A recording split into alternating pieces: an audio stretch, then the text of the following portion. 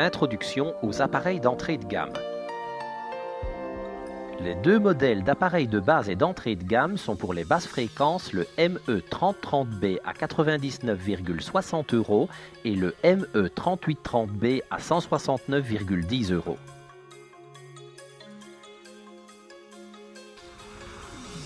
Le nom ME indique déjà qu'ils sont destinés à mesurer les champs électriques et magnétiques de basse fréquence séparément.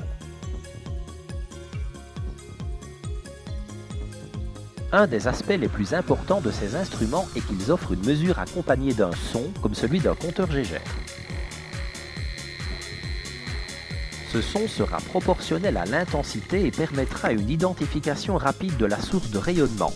Contrairement au modèle ME3030B, le ME3830B possède une bande de fréquence plus large. Le ME3030B mesure entre 16 Hz et 2 kHz et le ME3830B peut déjà mesurer de 5 Hz jusqu'à 100 kHz, ce qui couvre aussi les fréquences LF plus élevées comme celles produites par les harmoniques des lampes économiques, les transformateurs électriques ou les dimmers. Les deux instruments sont équipés de piles, un câble de mise à la terre et un manuel d'instruction détaillé.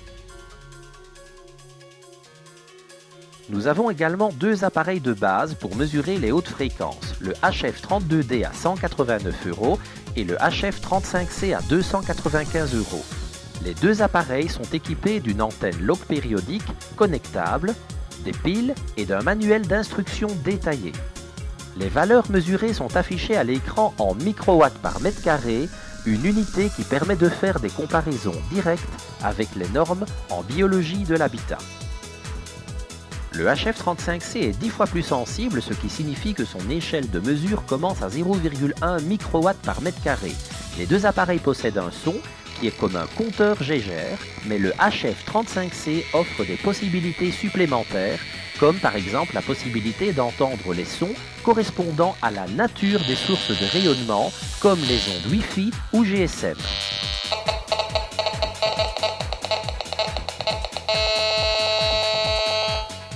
Il possède en outre une fonction supplémentaire pour faire une mesure comparative entre les valeurs pics et moyennes. Les deux appareils de mesure HF mesurent dans la bande de fréquence de 800 MHz à 2,5 GHz et permettent l'identification des sources de rayonnement d'hyperfréquence.